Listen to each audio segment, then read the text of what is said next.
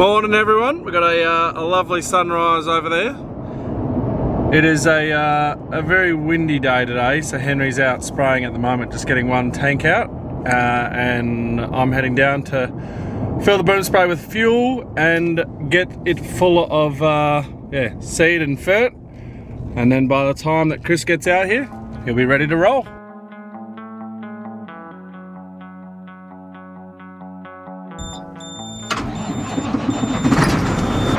For some reason Chris hasn't got the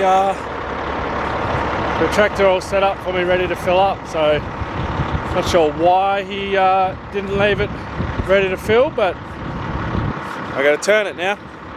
Wasting time! Because I can't fill like that.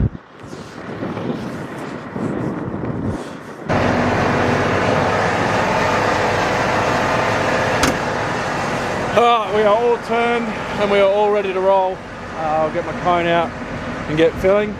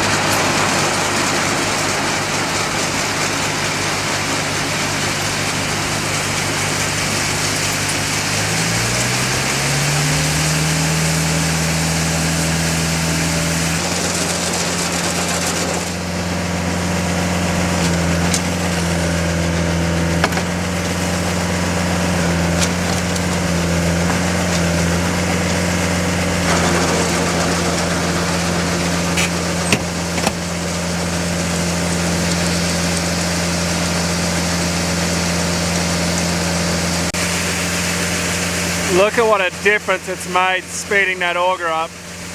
It is just absolutely funneling out now, which is amazing. So Henry's filling up the liquid for me. I'm going to fill up the fuel, and then just got a text from Chris. T8 seeds fert supply hose has got a hole in it, so I'll take that off, and he's got the hoses on board with him, so we will change it when he gets here. It's funny weather this morning. It's like windy and cool, but it's too warm to be wearing that jacket.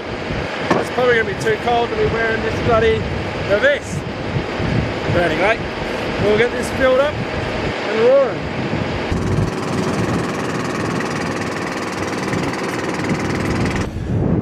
Tell you what, this is a real test for this camera's mic and the wind. I know with the other mic, with that other camera, it was making like a, I don't know, it was getting to its limit with the wind and me talking. It was sounding awful in the wind. So hopefully this isn't too bad. Now, what is bad, I thought this was going to be one of the small hoses. This is one of the very, very long hoses. Let me show you. That one there is T8. It goes all the way along, all the way down, and then over to there, and you can see he's got a hole there. Now I was going to wait for him to get out here because he's got the hose to repair that, but I reckon the hose he has got is not long enough anymore, and we might need to be cracking into our stuff, so I might need to go and grab that. Alright, I know it's a little dodgy of me, but what we're going to do is just leave that hose for now. I need to go back and get a bigger hose from the shed, but we need to go and get other things sorted and need to get cow underway for the day. So what we're going to do is just we'll just come back and do it when we do our next fill, which will be later on today. That patch is working, so there's no point, if it ain't broke, don't fix it, you know. So we'll do that.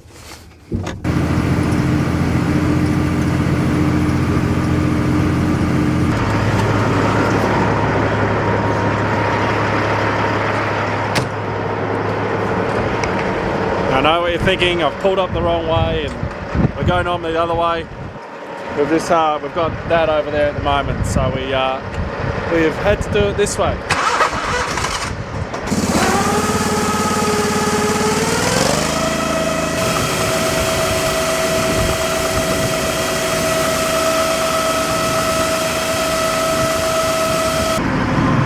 Right, we are full of everything. We've got the flexi done, we've got the fern done, obviously the seed. So we'll take this down and we'll leave it down there. I think it's going to be about a 1 o'clock fill, something like that we will be doing.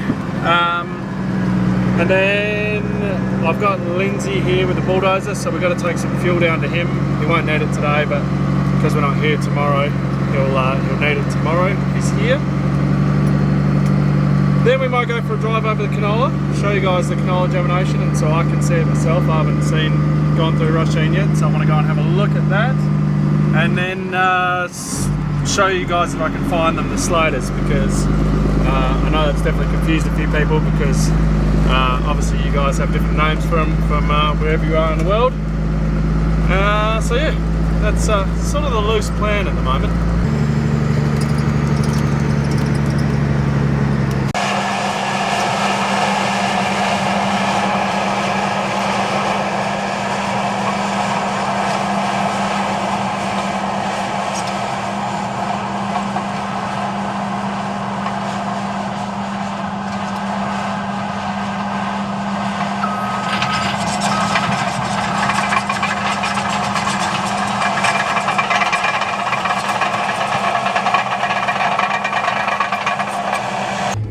As you can see, Lindsay's there working away, so he's just squaring off the pit this way, and then he's going to come north, and we've got a nice chunk of gravel pushed up again, and it'll probably be, we might do a little bit of maintenance gravel around the place during the year, but the time that we're going to really use that gravel next will be for when we're doing, we'll make a road somewhere next year, probably Atherton's Long on the south side is where I've really been wanting to get. So yeah, that'll be like a January, February sort of job next year. We'll be doing. But yeah, let's go have a look at some canola, and I will try and find some slaters for you and explain what they are, because I know that there's a hell of a lot of confusion out there. One, because I'm Australian and I say slaters when it's slaters, and I think you guys might call them roly-polies. Something like that. I'm not too sure. Anyway, we'll see if we can find it. If not, I'll get a photo of one and I'll put it up for you so you can see what I'm talking about. And yeah, let's have a look at the canola germination. Never a cruisy day. So the spreader, the main belt isn't spinning anymore. I suspect we've broken a shaft, which is that one just there. Been talking to Jono from Bredal, and yeah, we're just gonna do a test now and see.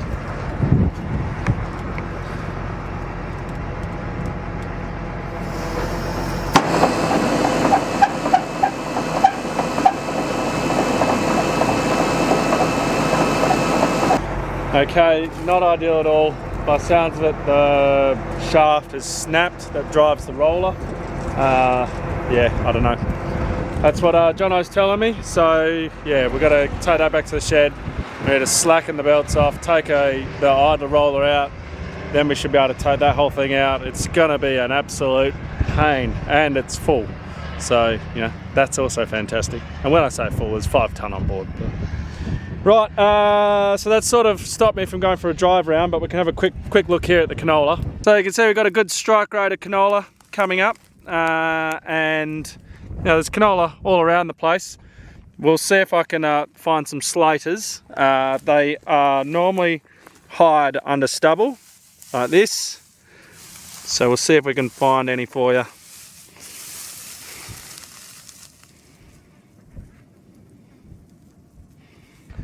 Okay, I can't find any right now. I'll put the camera down and have a quick look around and see if I can find any. If not, I'm just going to put a picture up for you guys, and hope I can go for a look a bit later on. But because I really want to go across my canola and have a look at what's going on. What's it all looking like out here? We've got grasses coming up, things like that.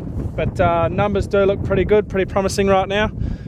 Just looking down the lines, you know, we've got plenty of canola there, which is good. So yeah. Oh, I found one. As you can probably tell, I've moved spots. So we're up on top of the hill here. This is where we found them last time, so I figured I might be able to find them again. Bit of a difference here. This is sown before the rain, and where we were was sown after the rain. So you can see the difference in numbers, where it's much greener here. Those are still coming, obviously, they're still coming through, so their numbers are still there. They are just coming. So yeah, look at the canola and then I'll show you a slater. So we've got nice numbers of canola, which is absolutely fantastic. You can see it down the rows there. Right, so if I get my eye in here, so can you see that one there? Oh, come on, focus. That is a slater. Now that's a dead slater. If we come over here, that guy right there, that is a live slater. So they're the hard shells. I don't know what you guys call them. I've heard roly-polies. There he goes, moving now. He's gonna go and eat my canola.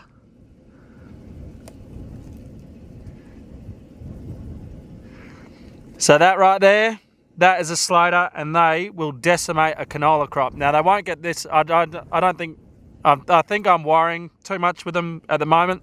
They're not in the numbers that we were having last year, but they're here, and I found them. So if I found them, that means that they're out, and they will really attack a crop, especially in high numbers. So that is why we kill them. So if I pick him up, he'll go into his rolly. There we go. Oh no, the wind.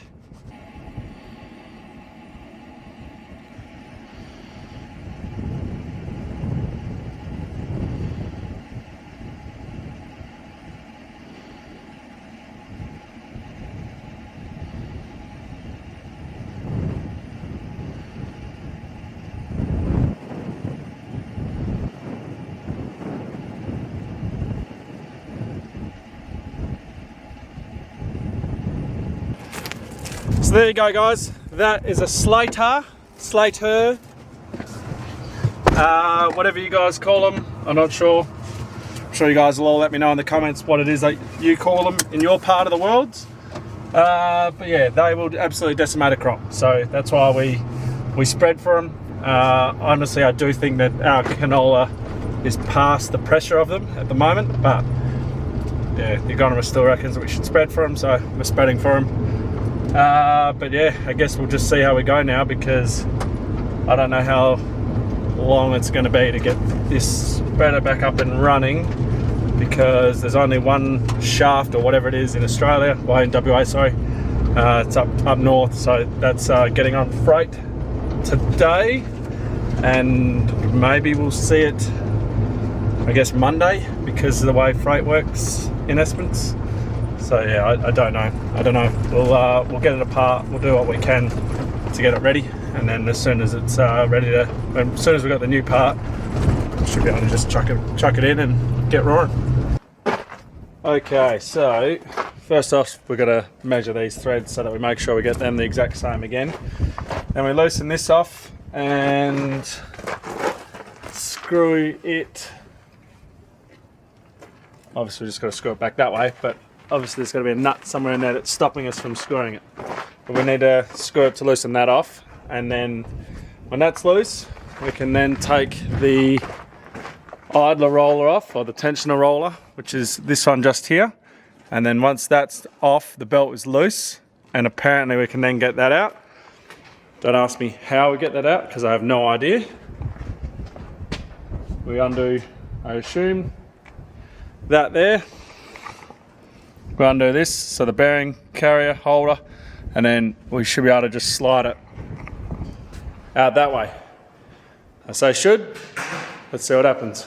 Right, we're going to get to that so that we can loosen it off, which meant that we had to take all these plates off, the hydraulic covering, everything like that, just to get to it. I have no idea what the other side's like, but of course it's a different size. Out here's bloody 30, what are we, 30 mil. In there's like a 24. Anyway, we'll get this loosened off, and then yeah, we should be able to do the rest of it.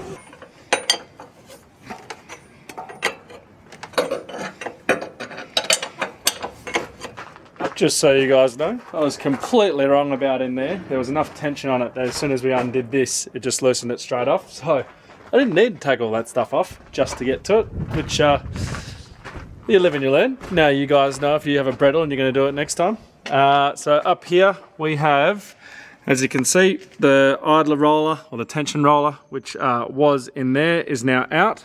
Our belt is now nice and loose. Now I'm just waiting to hear back from Jono, who's currently travelling to Geraldton, so he's in and out of signal. I'm not too sure on how I get this roller out to replace the shaft. I don't know if we're taking this whole gearbox off and then you can get the roller out, or if it is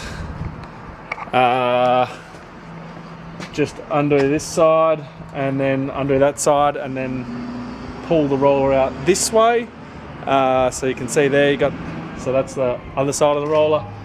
So I'm not too sure on that one, so I'm just going to hold fire on this until I know, because there's no point me just delving into it when I can just wait to hear back from the expert and he can inform me, oh yeah, just ding ding, easy as. The fortunate thing is that even though we've got 5 ton on board, we can still do it. I was so worried that we're going to have to get in there with shovels and shovel this thing out. My plan is in the off season, so during the growing season, is to take all this apart and replace all the bearings down the bottom, up the top. This belt needs replacing. Just replace everything. Give this thing a makeover, because you know we're going to have this thing for quite a while, and yeah, we need to look after it. So it's due for a whole birthday of taking it apart and just making sure everything's good, and all the bearings are the things I'm worried about.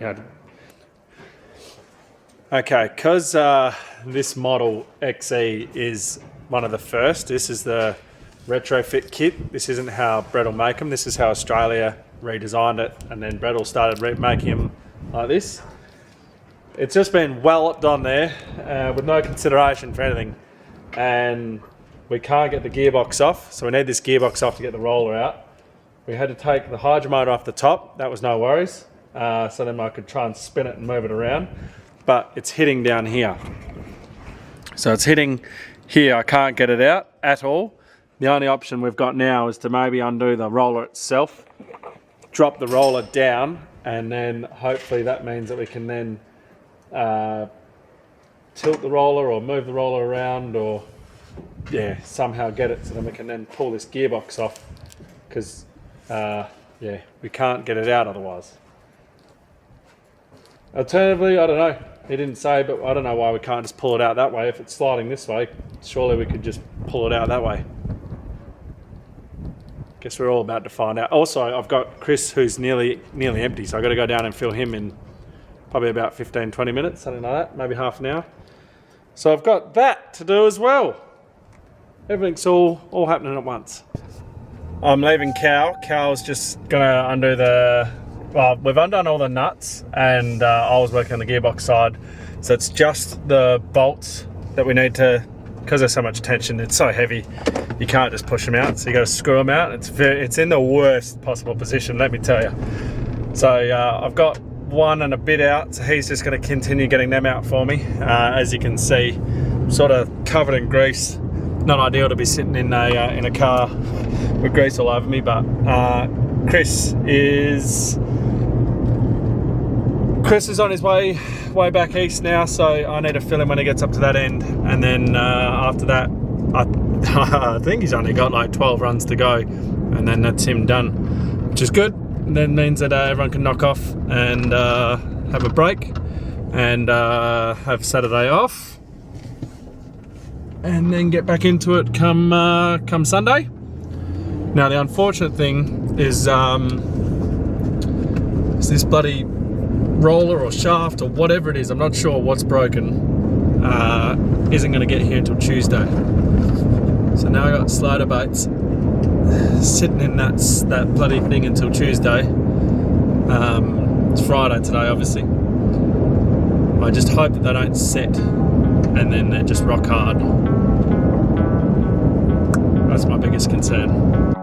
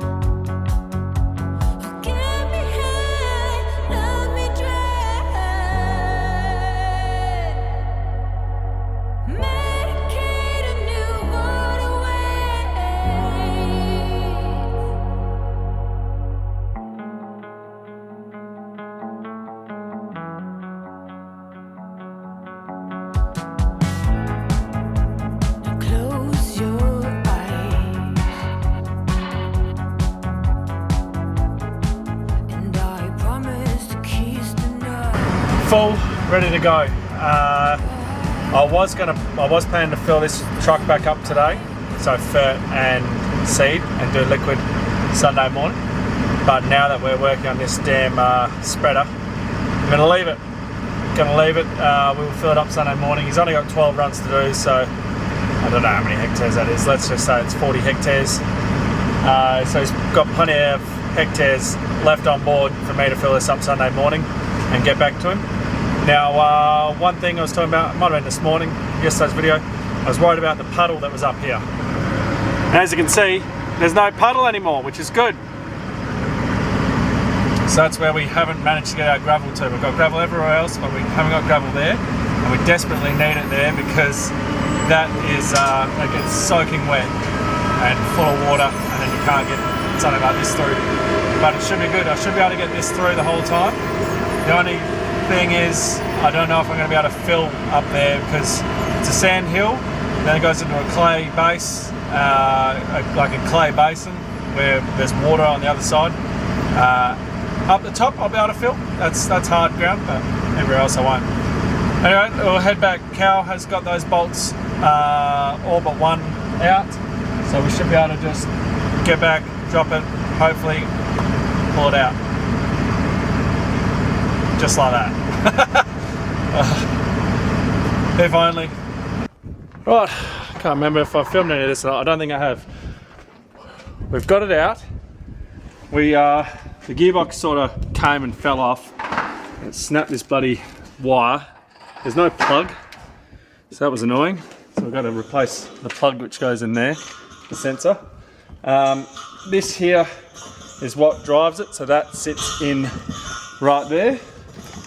And then if you have a look on the back, that is what's busted. So that's shaft connects to that right there, and that's the big roller on the back. So that whole thing's getting replaced. So we now need to get one of the bearings off of either there or there, so I can take it to town and get new bearings because we want to replace them. And then we also need to take these bearings off of, at least one bearing off of that. So again, I can take that to town and we can I can replace them, because like I said, I wanted to do a whole bearing replace in the back. So while we've got this off now, it makes sense to do that. Ideally, you get the front roller off too, but we're already losing product out the back and I don't want to mess around with that. So we're going to do that during the off season. We'll just focus on getting these bearings off here now and taking them to town. And then when we finally get everything back, we can then put it all back together. Well, we got the bearings off that we need to get off. So we hopefully I don't lose those bolts. So now we are just waiting on essentially freight, which looks like it's at this stage going to be Tuesday to get here. So when that happens, we'll be sending Cal in to just go and grab it, bring it out. Then we'll chuck it on. Now chucking it on is going to be just as hard as getting it off, if not harder, I reckon. Because the gearbox came off a bit easier because the shaft is broken. I was able to wiggle it out around that thing. Yeah, it's a nightmare. Anyway, it would be nicer to do this in the off season, but we're doing it now. So yeah, anyway, with that guys, we'll leave the video there. So thank you very much for watching, and we'll catch you in the next one.